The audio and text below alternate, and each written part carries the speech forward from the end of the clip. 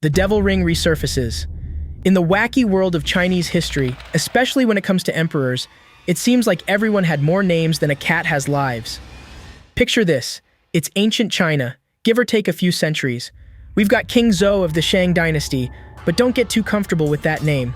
He's also known as Dixon, and neither of those is his real name, mind you. But the fun part is, they like to swap those names around like a game of historical musical chairs. Now let's set the scene.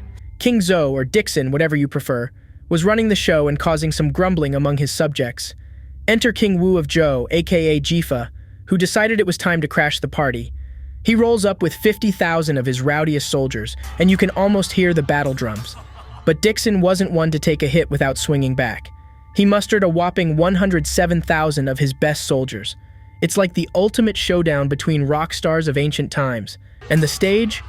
Muye, that's where the action's happening. Hold on to your horses. The battle's about to begin. Some of King Zhou's supposed buddies turn on him, trying to give him a one-way ticket to the afterlife. But our man Dixon's no pushover. He whips out some sword magic and says, "Not today, folks." The attackers retreat with their tails between their legs. A booming voice from the sky, none other than Jiang Zia, a military strategist employed by the Zhou dynasty, decides to make an entrance. He's not a fan of tyrants, and he's got a beef with King Zhou Dixon. So from up there in the heavens, he sends a blast of celestial energy at the king. Our king, no stranger to dodging attacks, manages to deflect the first blow. But Jiang Zia's got more tricks up his celestial sleeve, and the king can't quite shake him. It's the escape of the century. King Zhou makes a run for it on his royal chariot while the rest of his army bites the dust. But it ain't over yet. King Zhou goes full drama queen. He shouts, "I am a god. I will never die. Just watch. I'll be back to exact revenge." And in a fiery theatrical finale, he sets himself ablaze on the Deer Terrace Pavilion, leaving quite the impression. Chairman Bai takes the stage to narrate this juicy bit of history to a captivated audience of students. And let me tell you, Chairman Bai isn't just any man. He's young, handsome, knowledgeable, and rich. The ladies in the room can't help but swoon. Chairman Bai unveils a surprising twist. There's a bronze figurine of King Zhou, aka Dixon, from the recent excavation at Muyi. The historians are flabbergasted by this unexpected treasure. But hold on, the plot thickens. An eagle-eyed female student spots a ring on the figurine. Chairman Bai congratulates her for her keen observation. He's clearly impressed, and the mystery deepens as to why that ring was so important to Dixon. The curious French exchange student, Tart, asks Chairman Bai about the ring's significance. Unfortunately, the experts are as clueless as a cat in a maze. Tarta suggests it might have been the elusive wedding ring of Daji, King Zhou's favorite concubine, the lady who arguably brought down the Shang dynasty. Liu Fugui, a skeptic in the backseat who smells a rat. He ropes in his buddy to appraise the treasure, and that's when things take a bizarre turn. Meet Xiaowan, a guy juggling a lot in life, including his ailing mother. His father's away on an excavation, and he's hoping for a quick return to ease the load. But Mama's got some cheeky questions about his love life. A nurse delivers a shocking ultimatum: pay up, or your mom's treatment is in jeopardy. Off to work he goes, and that's where things go from wild to bizarre, and the moment of truth arrives. Xiaowan dons a ring that's a dead ringer for the one on the figurine. Things went haywire, leaving everyone scratching their heads. It's a roller coaster of weirdness that you wouldn't believe if it weren't true. But hey, it's all part of the grand tapestry of history. And who said history was dull? In the wild and wacky world of ancient China, things could get as crazy as a cat in a room full of rocking chairs. Xiaowan in a real pickle. He's trapped with this mysterious ring, thinking he's about to meet his maker. But what's a guy to do in such a dire situation? Well, he decides to plant one on the lady who's trying to help him yank off the cursed ring. I guess he's thinking, if I'm gonna go, I might as well go with a smooch. Nice. He dreams of his mother being happy for him, even in this chaotic moment.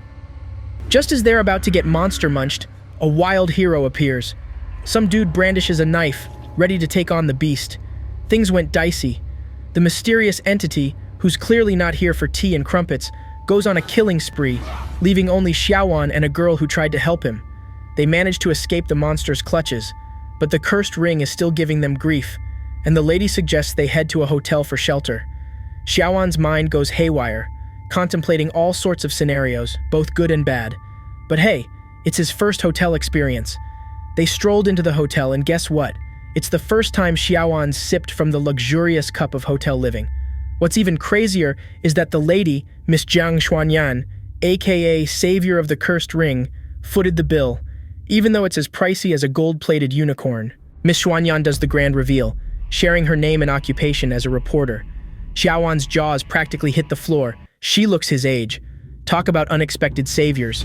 Xuanyan made it clear that she's not here for a romantic rendezvous. She's all about that ring. When she discovers it's basically melded with his flesh, it's time for a strip-down inspection.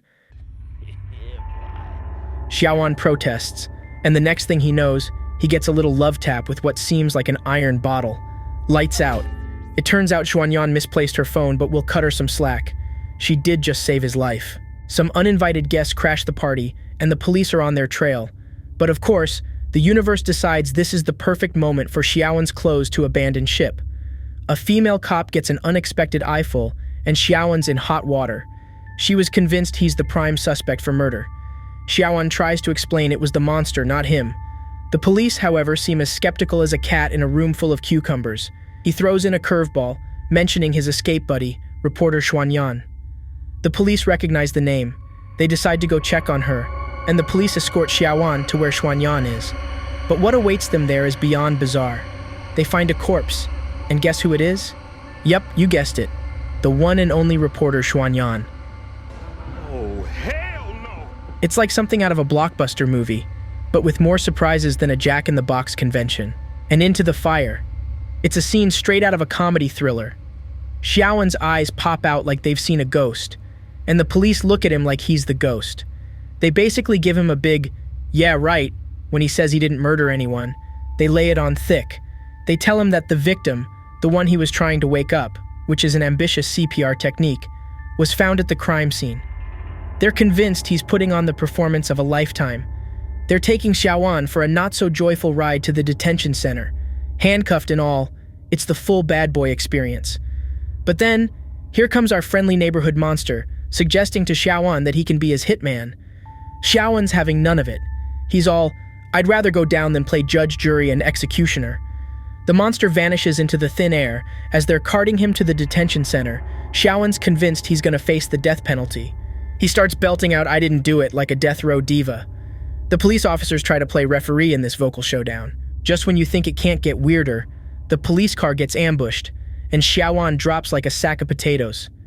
He wakes up yet in another car, surrounded by a masked crew. No! God, please, no! No! No! They told him to chill, which is easier said than done when you're surrounded by a gang in masks. And surprise, surprise, Xiao Qian and Shen are on the carpool too. It's revelation time. The boss in the masks? None other than Fatas himself. Xiaoan's thrilled, but he can't get over the fact that Fatas's hand is back to its usual hand-like state. Apparently money can work wonders. Fatas told Xiaoan that there's a way out of this mess, and it doesn't involve magic rings. It's all about Xuanyan's phone, and the plot thickens. The gang, including our bewildered heroes and masked boss Fatas, hit the forensic lab to retrieve Xuanyan's phone. Because, regular phone stores don't cut it in this story. One of the forensic experts apparently flirts with Xuanyan's resurrected form. Her phone rings and she springs back to life, surprising everyone. It was like a scene from a low-budget zombie film, but with a sassy twist. They head to the forensic lab, and things go haywire. Xuanyan's phone, the golden ticket to freedom, starts ringing.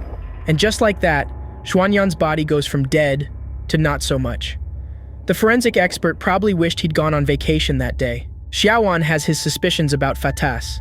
He thinks the big boss is using him like a pawn in a chess game. Fatas confirms it, but also dangles the tantalizing carrot of clearing his name and paying his mom's bills if he can snag that elusive phone. As they chase Xuanyan, it's like a real-life game of hide-and-seek, but things take a gruesome turn. Fatas's gang runs into some monster zombies, and well, let's just say it's a real blast. Shen, the voice of reason, chimes in with a hair-raising bit of trivia. Nobody who enters that house makes it out. How comforting. The house apparently has a black hole or a Netflix subscription that's too addictive to leave.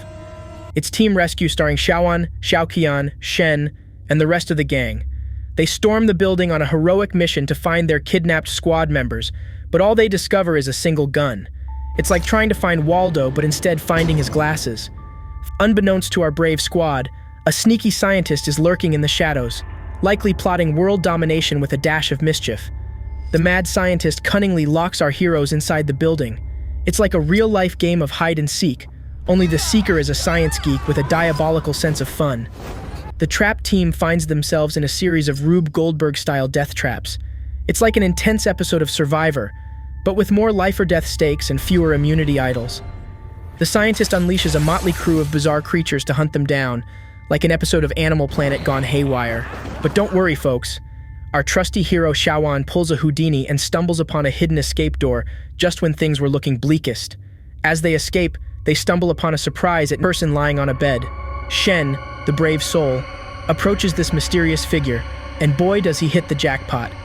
It turns out to be a celebrity, Liu Yuanyuan, and she's looking as glamorous as ever, even in the midst of all the chaos.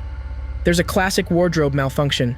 The cover cloth slips off, revealing Liu Yuanyuan in her birthday suit. Shen's mind is racing, and he thinks he's seen her before. Yep, it's the Queen of Phil, Liu Yuanyuan herself. The masked squad gets starstruck and wants to snag her autograph, but Xiao Qian, the leader of the investigation, plays the buzzkill card. It's like meeting your favorite celebrity but realizing you're in the middle of a zombie apocalypse. Xiao Qian gets down to business and asks Liu Yuanyuan how she ended up in this mess. Her reply? I have no idea. It's like the plot of a Saturday morning cartoon filled with twists and turns. But oh snap. Eagle-eyed Xiaowen spots something fishy, stitches on Liu Yuanyuan's neck. He's like the Sherlock Holmes of the group. And just when they think they've got it all figured out, Liu Yuanyuan goes all action hero on them, launching a surprise attack. It's like a plot twist in an action-packed blockbuster, and we're only getting started.